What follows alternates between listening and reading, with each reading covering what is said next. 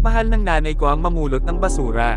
Noong 5 taong gulang ako, nakapulot siya ng bathtub. Aksidente kong nasugatan ang kamay ko at iyon ang naging espasyo ko habang buhay. Kaya tuwing may libreng oras ako, nagnanakaw ako ng pera sa tatay ko at itinatago ko roon.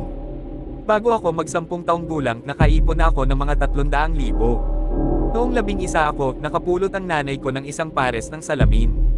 Nang isuot ko yun, nakita ko ang halaga ng mga bagay. Kaya ginamit ko ang 300,000 para maghanap ng mga bargain sa mga anti-gang bagay. Pagkatapos ng buwis, kumikita ako ng 8 milyon kada araw. Sa edad na 18, naging tycoon si Yao Ming na may 10 bilyon. Pagkatapos ng handa na akong umamin.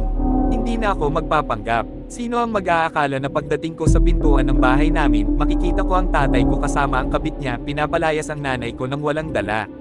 Wang Suan, mag-impake ka na at umalis dito. Huwag kang tumayo lang dyan. Galit na galit ang nanay ko at handa ng labanan ang tatay ko hanggang dulo. Nang magsasalita na siya, tumakbo ako at tinakpan ang bibig niya.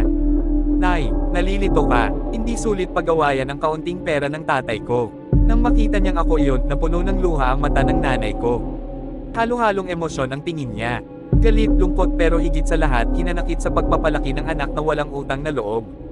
Hindi ito patas. Hindi dahil kakampi ako sa tatay ko, kundi wala lang talaga akong pakialam sa pera niya. May maliit siyang negosyo na kumikita lang ng 2 milyon kada taon.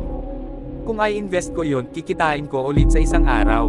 Sayang lang ang oras sa pakikipagtalo. Kailangan ko lang siyang kausapin at dalhin sa kwarto ko. Ipapakita ko ang higit 100 milyong ipon sa card ko. Sabi ng tatay ko, wala na siyang silbi.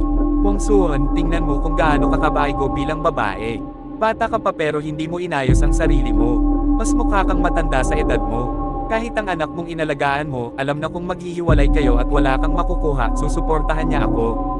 Sabihin mo, ano pa ang silbi mong mabuhay? Mabuti pang mamatay ka na. Inilabas niya ang tiyan niya na parang 10 buwang buntis. May ngiti sa labi at puno ng pagmamaliit ang tingin. Karapat dapat siyang sampelan. Kumulo ang dugo ko. Magsasalita na sana ako nang muli siyang tumingin sa akin ng may paghamak. Kahit na nagsalita ka para sa akin, batang mabaho, huwag mong isipin na sasama ka sa akin. Hindi ko rin kayang bayaran ang pag-aaral mo.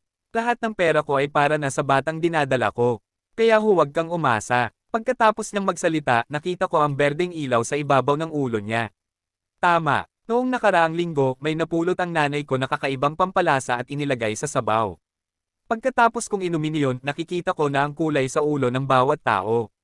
Ang kulay lila ay nangangahulugang maganda ang takbo ng buhay at yayaman. Ang pula ay nangangahulugang may darating na